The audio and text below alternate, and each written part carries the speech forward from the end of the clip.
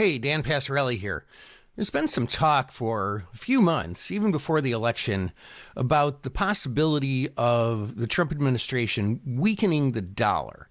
And in fact, there was actually an article in Bloomberg about it today that I posted in the chat room here. And it really got me thinking quite a bit about what that would mean and how that fits into the things we're already looking at. So first, with the tariffs, the dollar would tend to be strengthened by the reciprocal tariffs and the tariff negotiations in general that are intended to lead towards more exports and less imports. So that naturally kind of strengthens the dollar, which makes said exports more expensive, and it kind of works against each other. It's a natural offset of the mechanism of the invisible hand, if you will.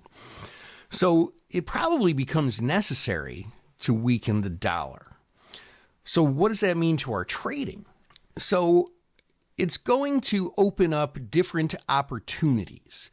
We tend to have rotations when interest rates change, right? When interest rates are lower, we go into tech and growth stocks. And when interest rates are higher, we go more into cyclicals. It'll be sort of a rotation like that, but a little different. If the dollar is weakened, some of the big benefactors are multinational companies, which would include things like Apple and, even tech stocks. If there are companies that sell to other countries, well, if the dollar is weaker, it's cheaper for foreign countries to buy U.S. stuff. So the weaker dollar ends up being very beneficial for multinational companies.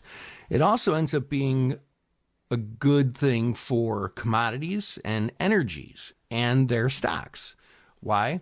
Because if right now it costs, $70 a barrel to buy a barrel of oil, well, if the dollar is weaker, that means it's going to cost more dollars to buy that same barrel of oil, which basically means it looks like the price is going up. And, well, it is.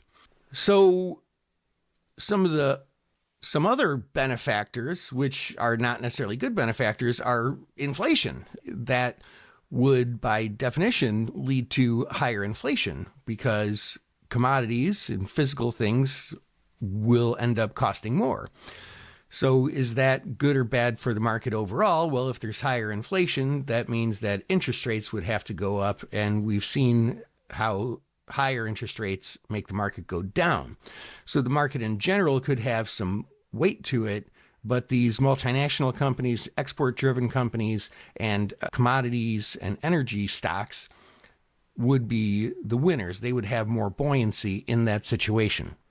So I spent a little bit of time thinking about this, and I wanted to share that with you. So when we start hearing more talk about the weakening dollar, those are the stocks that I'm going to be looking at. Hope that helps. This is Dan Passarelli. Trade smart.